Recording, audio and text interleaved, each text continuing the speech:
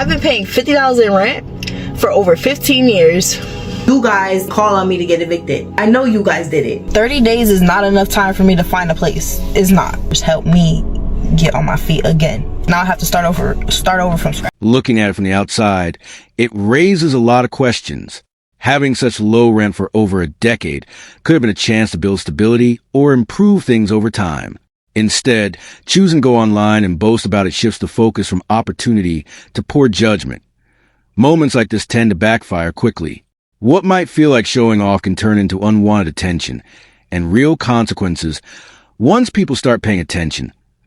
That's why clips like this stand out. They highlight how choices and actions can come full circle.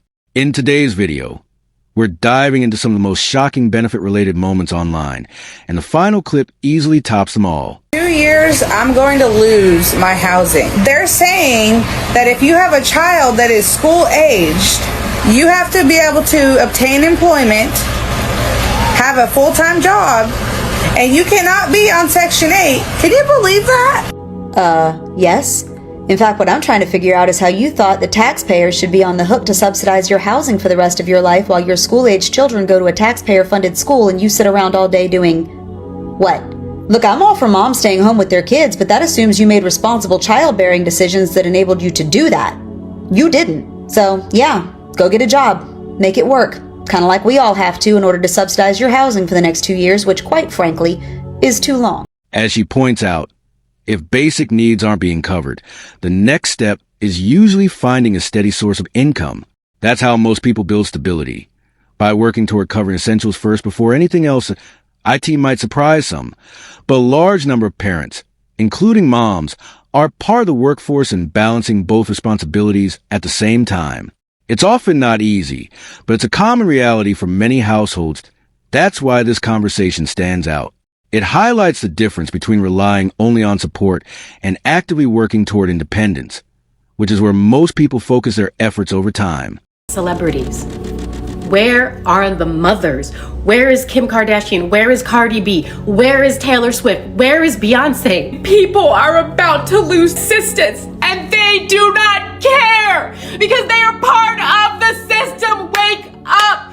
Nobody needs Skims when they're actually skin and bone. Nobody needs 12 albums with the same music. Wake up, they don't care. They want you to starve. Starve them. Do not buy their stuff. They want children to starve. Wake up. It doesn't really come across as people wanting others to struggle. It's more about where responsibility begins and ends. Running a successful business doesn't automatically mean someone is responsible for solving larger social issues like food insecurity. From the outside, the reaction seems tied to expectations, when responsibility is placed entirely on others, especially without acknowledging personal effort or broader systems. It can feel out of balance. That's why moments like this stand out. They highlight the tension between personal responsibility, community support, and the role different groups play in addressing bigger challenges like access to food. My husband has been giving me $2,700 a month to pay rent, and he just recently found out that we are on Section 8. All I pay in rent is $550, so I've been pocketing the rest and saving it for myself. That's what happens when you don't pay none of the bills. You don't know what the is going on. So how is it my fault? Because now he's mad and he's telling me that I need to pay him back all the money that he's been paying for the last couple of years. I told him that money is in my savings. There's no way that I'm taking that money out because that is money that I need in case anything happens between me and him. It's not my fault that you didn't ask questions. The rent is really that expensive, but I have Section 8. I have a lot of money saved in the bank because I've always kept the difference.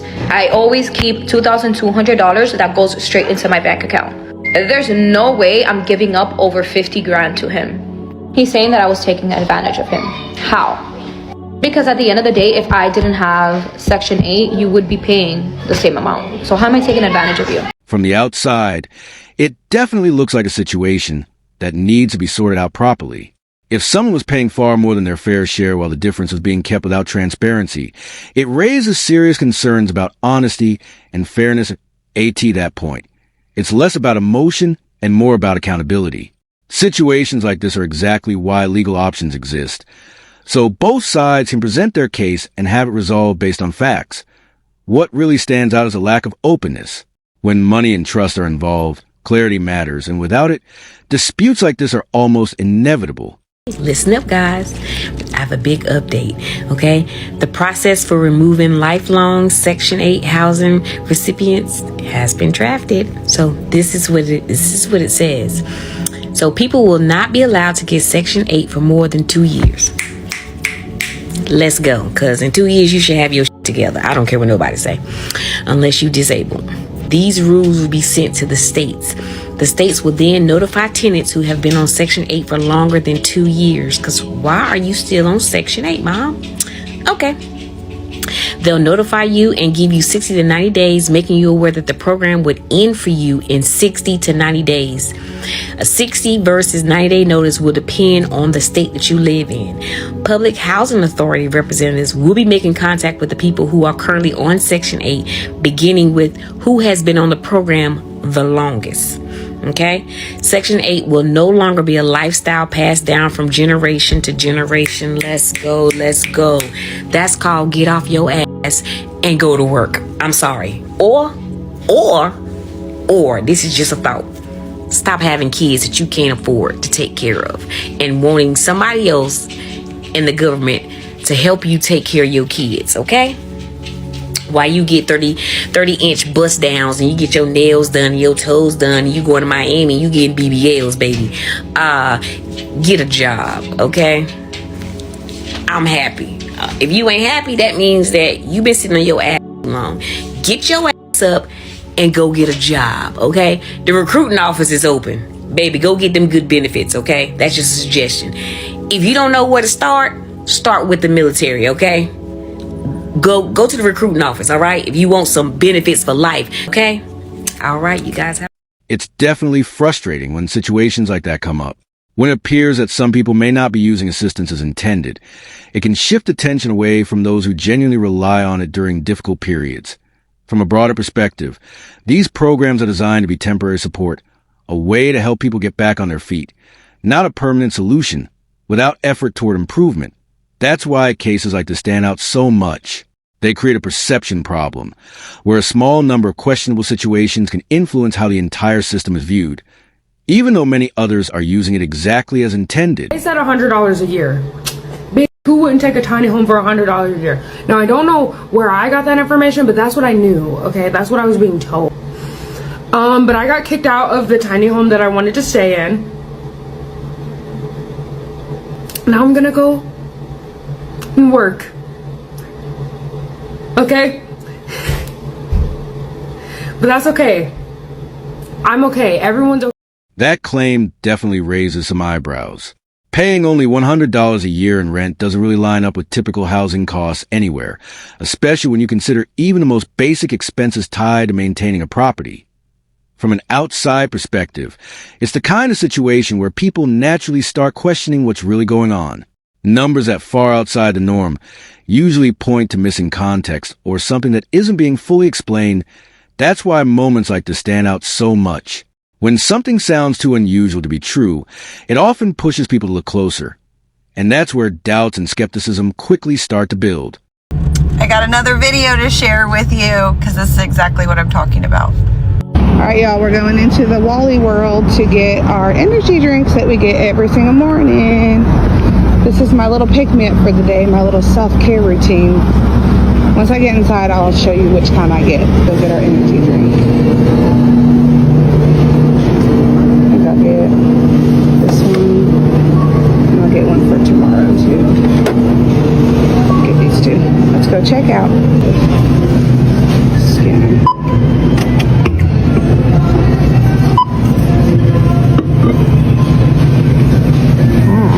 $5.68, and with my EBT card.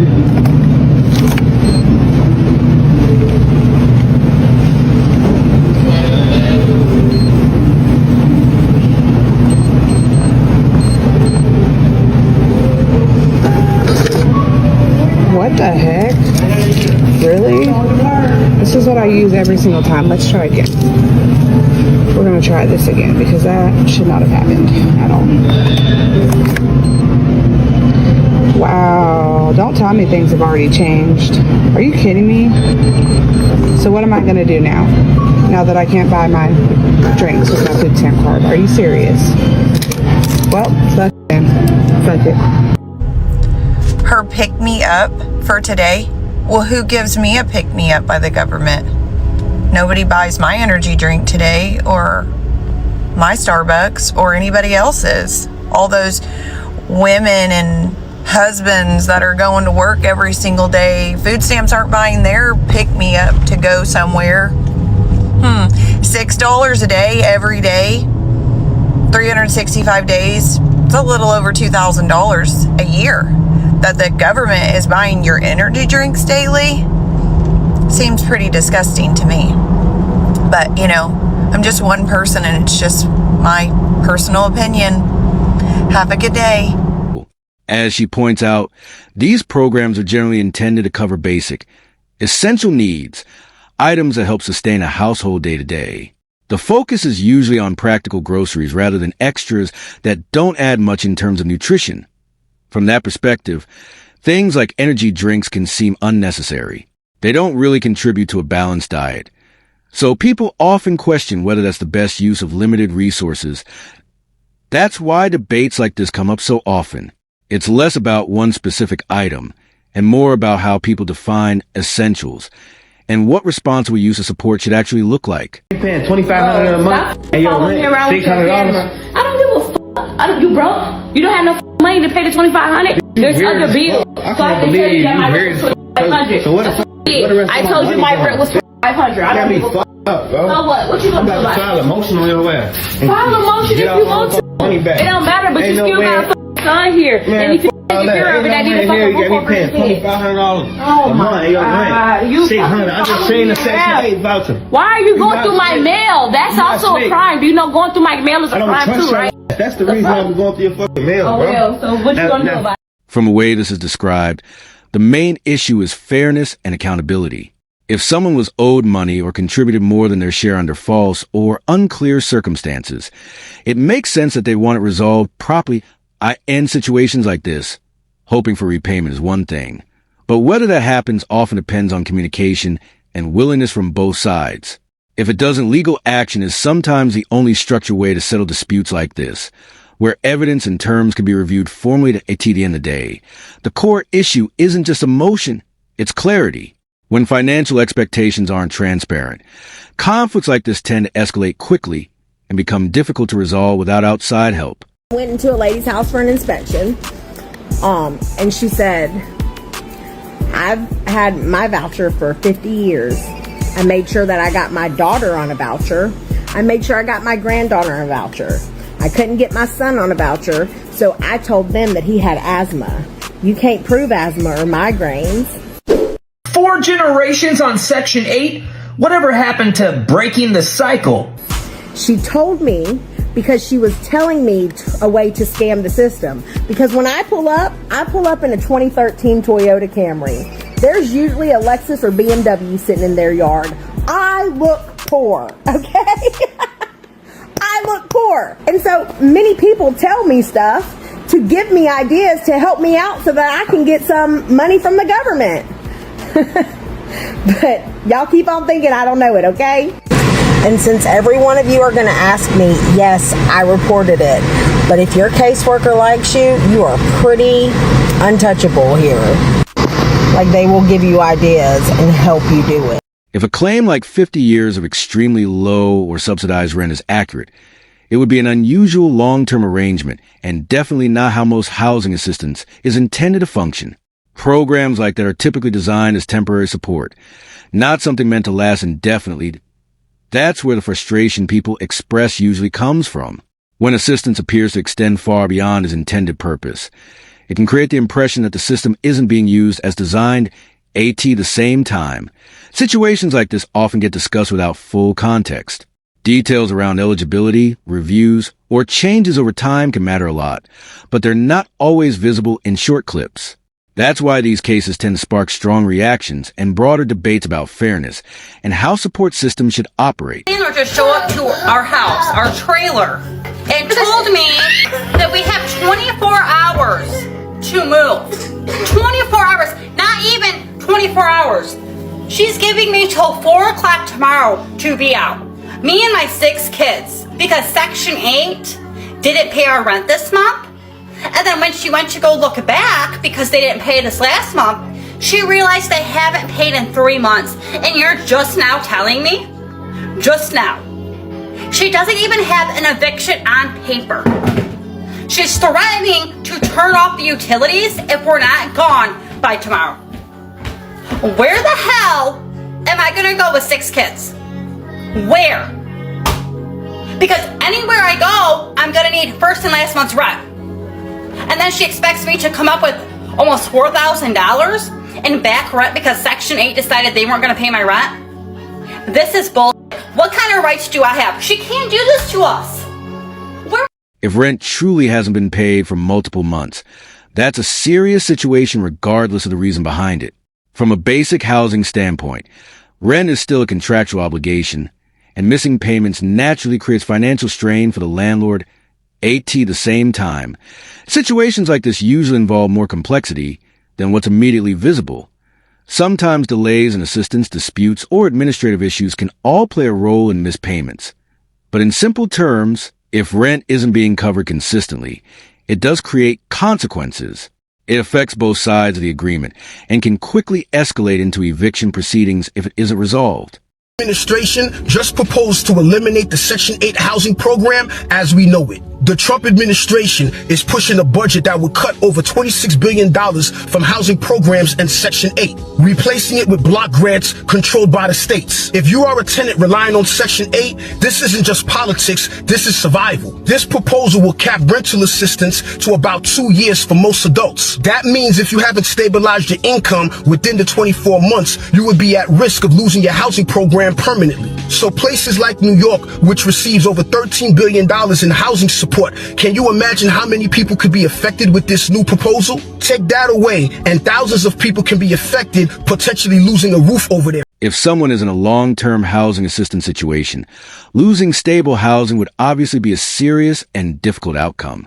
But looking at it more broadly, 24 months is still a relatively short window when it comes to trying to rebuild financial stability from a low point in that time. People can face a lot of different challenges: employment changes, health issues, family responsibilities, or gaps in opportunity that aren't always visible from the outside. So it's not always as simple as just fix it in 2 years. Even if that's the ideal outcome, that's why these situations are often more complicated than they appear. The end result might look straightforward, but the path that leads there usually isn't. I had to evict somebody from Section 8 housing this week. We had this elderly lady who is blind sign a lease with the help of her daughter to occupy this property. This property had been completely redone. Well, the reason I had to evict this lady is she never moved in. Instead, her son-in-law moved in. He was running a business out of this house. The reason this is so upsetting is that this gentleman that took possession of this property took away affordable housing for people that really need it. And he did not qualify for Section 8 because he made too much money, as did his wife. Needless to say, we had to go to court. I evicted them. And my wife was with me because she was the representative of the company. And there is a massive investigation underway because we reported it to Section 8. They ended up doing a welfare check on the lady who was supposed to be living there. She wasn't living there. In fact, she had never moved out of her prior residence. Well, Section 8 informs the district attorney's office, who then informs the ATF because it's federal in nature. And now there's a federal investigation as well as a state investigation. But eventually we got them out. We got the locks changed that day. We emptied the house that day and we came back and I went to work. But that's wild. Please. Affordable housing is a need in this country. When people run scams like this, you're only hurting the people that need it the most. It's true that affordable housing can be difficult to find in many places today, and that puts real pressure on people trying to stay stable on limited income. That's part of why housing assistance programs exist in the first place, to at the same time. Situations like misuse or suspected misuse tend to get a lot of attention because they stand out. Even a small number of cases can shape how people view the entire system, which can be frustrating for those who rely on it properly in reality. These systems are meant to help bridge a gap during difficult periods, not permanently replace independence. When they're used as intended, they can be a crucial support. When they're not, it creates tension around fairness and trust in how resources are being distributed. What they're not realizing is Section 8 is for women who have men that work and, you know, they're just not on the lease. You know what I'm saying? You have a man that gets money, but he's not on your lease. So all that money that's made is for y'all to completely profit off of without having to worry about your rent going up or not have enough money to pay this. It's also for women who have a side hustle. You know what I'm saying? You do hair. You know what I'm saying? You do nails, lashes, whatever it may be. It is for people who know how to finesse the system. If you do not know how to finesse the system, that is on you. But Section 8 does not keep you poor. Let's not keep that stigma. Let's not keep that stigma. That most people using housing assistance programs aren't misusing them, and many are genuinely relying on them during difficult periods. These systems are designed to provide stability when someone doesn't have many other options at the same time.